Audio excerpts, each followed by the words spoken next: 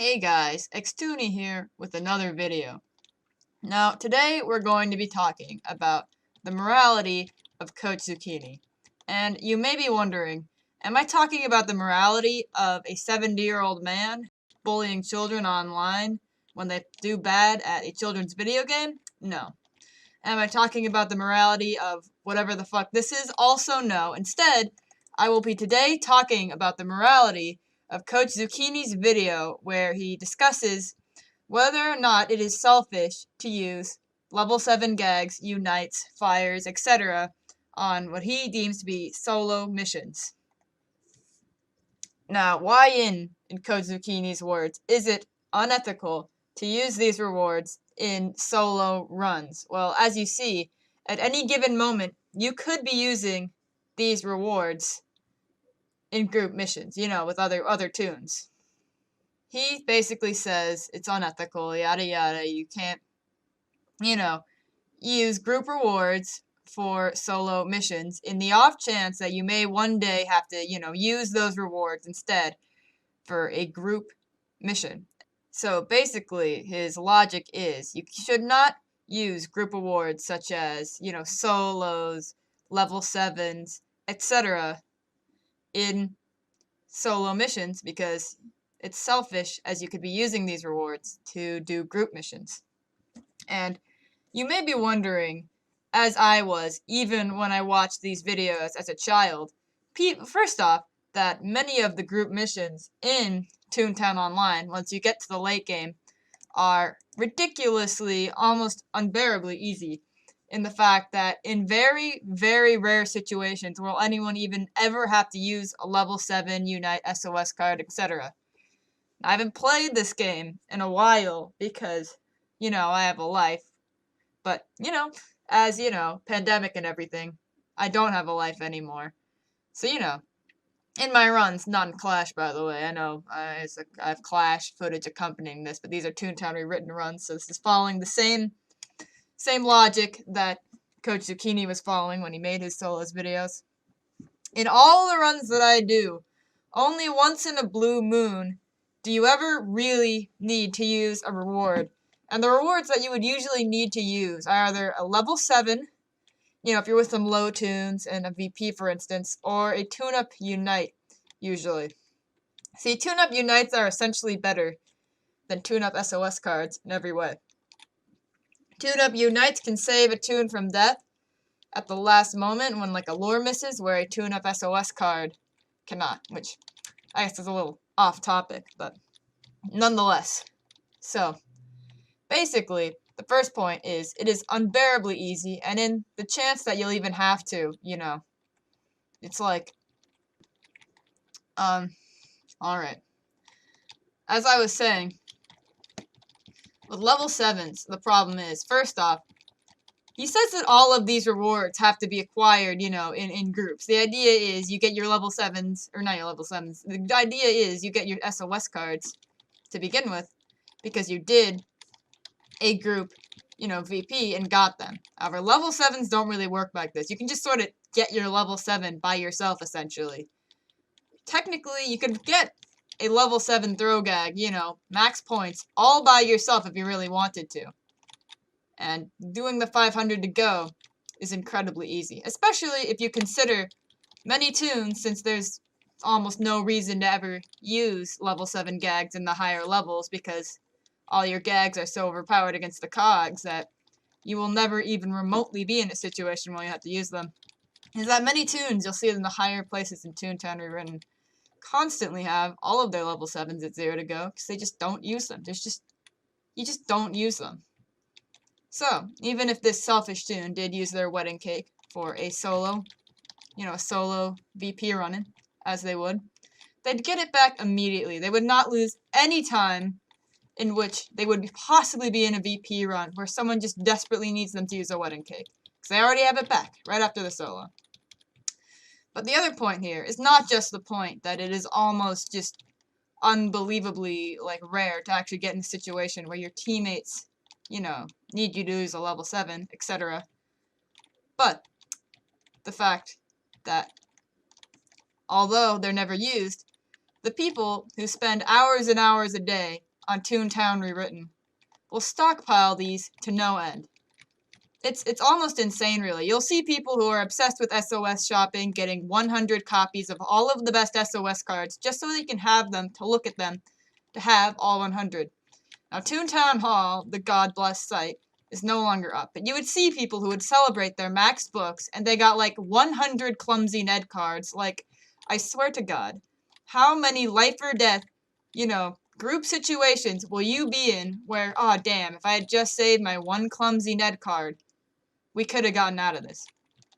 So basically, what I'm saying is that it's so ridiculously easy, and so many people have ridiculously so many rewards, that it is very, very unlikely ever that anyone would actually be in a situation, especially if they're soloing, because, soloists usually accumulate tons of rewards so they can't risk losing their runs.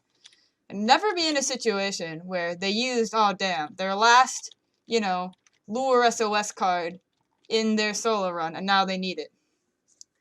But I always thought about that, and it always pissed me off. So that Coach Zucchini video always annoyed me.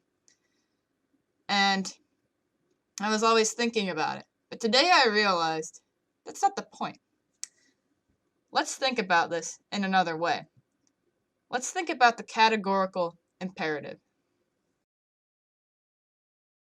If you don't know, Immanuel Kant was this German philosopher in the Enlightenment eras who basically kind of just went ham on philosophy. He was kind of based as hell. He had some weird ideas. I'm sure he did lots of funky stuff with morality, but what we're going to talk about today is the categorical imperative, which is sort of this like, oh, and by the way, first one to point out whatever thing I inevitably end up getting wrong about the categorical imperative in the comments will be entered into a raffle to win a $5 Outback Steakhouse gift card. But basically, the categorical imperative goes like this, that in order for an action to be considered moral, you have to apply it to every possible situation, every possible person, and have it be that it would never lead to something that is harmful to society as a whole. So, let's think about that. So, you could take lying, for instance. Now, take this example. There is someone with a knife in your home, and let's say, your friend is hiding upstairs, she doesn't want to get stabbed to death or something. And the person in your house with the knife, they say, hey, anyone else in this house? Where are they hiding? Lying is an immoral act under Kantian ethics, so you'd have to tell them. My friend's up there, they get stabbed to death. And you might be thinking, that sounds a little sus, Emily. I don't think I want someone to murder my friends, but think about it this way. In a perfect world, if everyone is following the categorical imperative, that situation would not happen in the first place, because, murdering someone does not fall under the categorical imperative. So we could obviously easily think of a situation where, lying would not be ethical. Lying would be detrimental to society. Basically, what you have to ask yourself is this. What if everyone, at every moment, was constantly doing the activity that you are testing, whether or not it's moral? So imagine if everyone in the world was lying all the time. It's not just that would be immoral, it was that society literally would not be functional. If this happened, everyone would lie to each other, there'd be no way to trust anyone. Society wouldn't function. So, by testing lying with the categorical imperative, we can see that it is inherently an immoral action under Kantian ethics, and we can see that it is immoral in every situation. So you may be thinking, how does this relate to Toontown? Well, simple. You may be thinking, it's okay to use a level 7 for yourself, or an SOS card. But you got to think about every possible situation. Now, if everyone used all of their level 7s just for solos, there'd be no level 7s left. There'd be no level 7s, no, unites, no SOS cards. Every time that we were in that situation earlier, where you need that Clumsy Ned, to save that, 23 laugher in the VP battle's life, no one would be able to save him. Toontown would not function, essentially. So, as we can see here, Coach Zucchini's point about solos is not merely just a 70-year-old person getting mad about a children's game. It is an analysis and an application of Kantian ethics. Now, there's more ways to look at this besides just, the categorical imperative. Let's also think about treating people and yourself as simply a means to an end. Now, basically.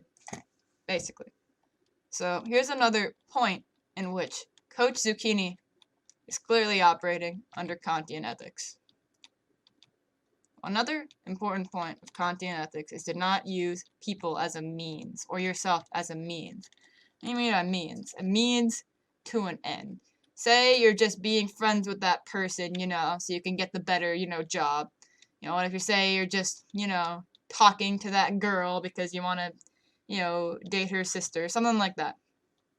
You should not ever, just treat someone as a means to an end, even yourself. Everyone is an end. So you might be thinking, how does this apply to Toontown?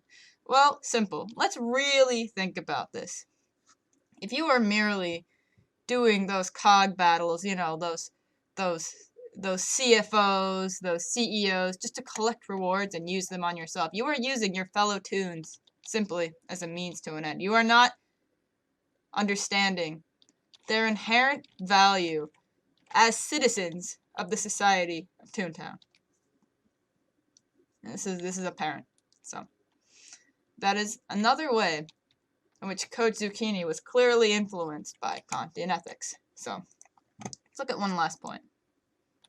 Let's look at the last point here, and it envisions the perfect world in which everyone follows the categorical imperative, this time being the Toontown categorical imperative, in which, no one is used as a means to an end. Everyone is following all of the same universal maxims that don't lead to the downfall of society. Everyone follows the same rules, pretty much. This leads to a true individual autonomy of the Toons of Toontown. And it leads to an ideal utopian society.